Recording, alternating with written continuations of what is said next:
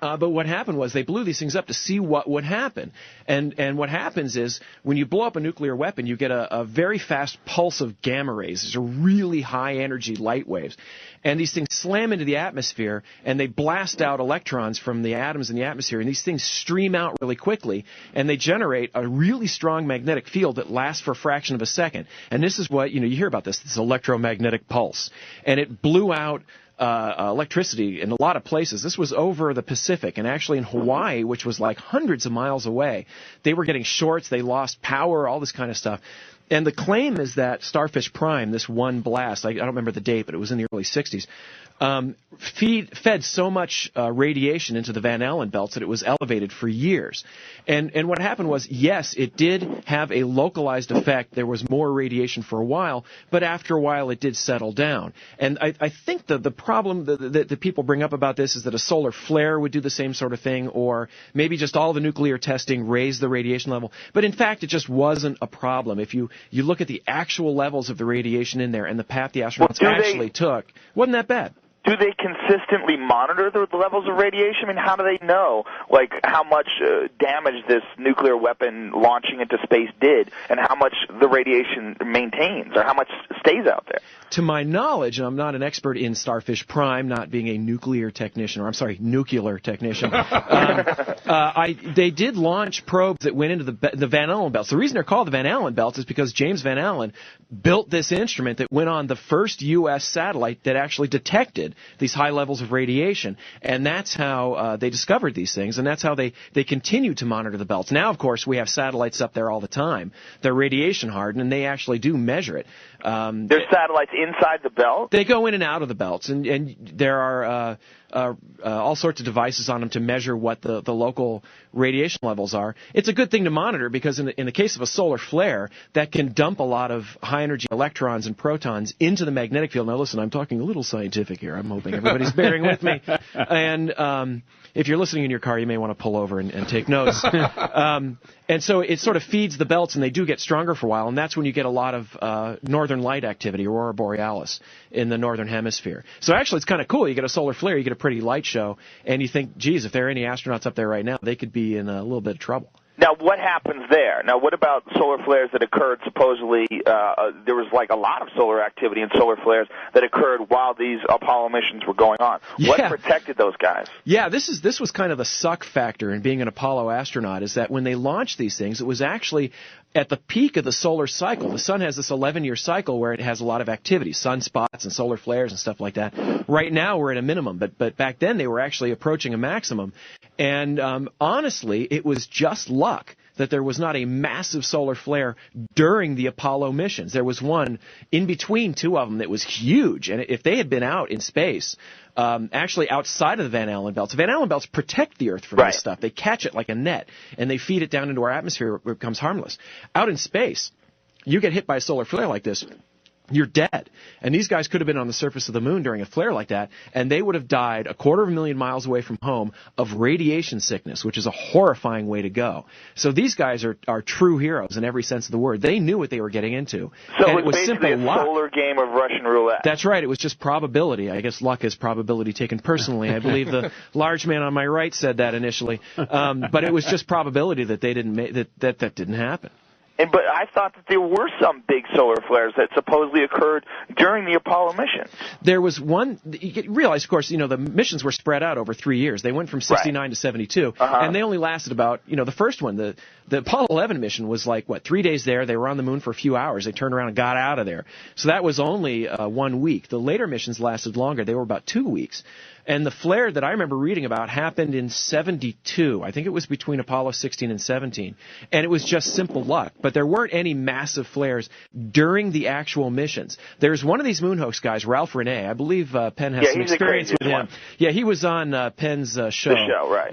And I believe he was treated relatively fairly, actually, on the show. You guys were really nice to him. For sure. I've actually been head-to-head with him, and that was quite the experience. What about Bart Zebrel? He seems much more lucid. You'd think, wouldn't you? Yeah. You'd be kind of wrong. Except for the whole crazy baby Jesus stuff. I had dinner with that guy once, and it was fascinating. Really? Yeah. It was fascinating. Wow, I'd love to have been sitting on that. Yeah, I would have loved to have you there. Yeah, I've gone head-to-head with him. Actually, Michael Shermer and I took him on a few months ago on a radio show, and that was a riot. Oh, is there a recording of it available anywhere? I think so. It's out there someplace. You should hear it. It's pretty funny. I would love to hear it. Michael was the good cop, and I was like the gadfly, like, no, you got this all wrong. Sabrell says a lot of stuff. But it really all turns out to be wrong. He's got this top 10 list of reasons we couldn't have done it, and it's all garbage. Yeah. The Russians were so far ahead of us, and it's like, well, yeah, they were up until we started kicking their butts. They were going for headlines. First rendezvous in space, first woman in space. It's like, how does the first woman in space help you get to the moon? We stuck this woman on a spaceship and put her in space.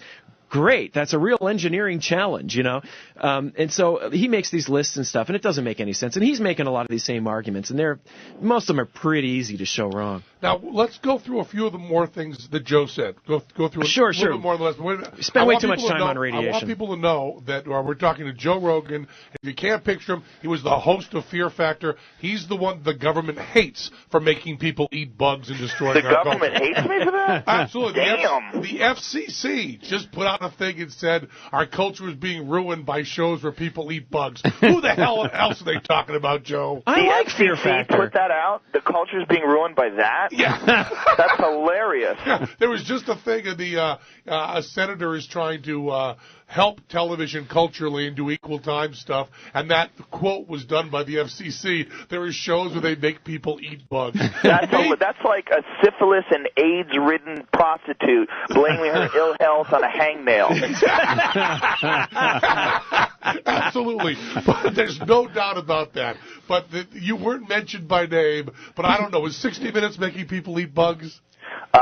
I don't know. Okay. I don't really watch 60 Minutes. I gotta say, watching those people eat those cave spiders was one of the toughest things I have ever sat through. That was pretty hard. That's easy stuff. The horrible stuff is the stuff that smells. And that would be everything else. They're just little crabs or little crustaceans, So let's go back to the thing. Okay. Are you done with? Let's move on to radiation. I'm radiated out. What do you got? So that's where we are. There's no danger in the radiation. They go through the hole in the top of the donut. They're only in it for a few minutes. There's no worries whatsoever. And the only reason why other people haven't done it yet is... Well, I wouldn't say there's no worries whatsoever. Radiation is still an issue. It's an issue on Mars missions because it's a long mission. The reason we haven't gone back isn't technical or scientific. It's political. By the end of the Apollo missions, the people weren't that interested, and NASA was already starting to gear up towards the space shuttle, which is what the government wanted, and a space station. And Apollo just started, dying off. And everyone has been promising a return to the moon, from George Sr. to George Jr. I don't think Clinton ever promised it, but let me read to you an interesting quote that Clinton said. This is from his book. This is page 156 of his book, My Life. And he says, just a month before, he's talking about a conversation that he had with someone a month after the Apollo 11 landing. He says, just a month before, Apollo 11 astronauts Buzz Aldrin and Neil Armstrong left their colleague Michael Collins aboard Spaceship Columbia and walked on the moon, beating by 5 months President Kennedy's goal of putting a man on the moon before the decade was out. The old carpenter asked me if I really believed it happened. I said, sure, I saw it on television. He disagreed. He said he didn't believe it for a minute that them television fellers could make things look real that weren't. Back then I thought he was a crank. During my 8 years in Washington, I saw some things on TV that made me wonder if he wasn't ahead of his time. You mean Clinton might have said something that turned out not to be right? Well, not just. You should publish this. I understand what you're saying, but isn't that an odd thing to say for a guy who was the president, a two-term president of the United States of America? That's a weird thing to say. To even imply, even hint that possibly we didn't go to the moon. Well, listen, Joe, we are going to take a commercial break, and we're going to keep you on board, and we're going to come back with Joe Rogan, the host of Fear Factor, against Phil Plait, the astronomer. Hey, man, this is no battle. I'm no knowledgeable person. I know nothing. I am very honored to have this conversation. You're because doing a I have great job, questions. Joe. And I love Fear Factor, so there fabulous. you go. This is fabulous. We'll be back. This is Michael Goudreau who's saying nothing, Penn Jillette who's saying next to nothing on CBS Radio, Free FM. We'll be right back.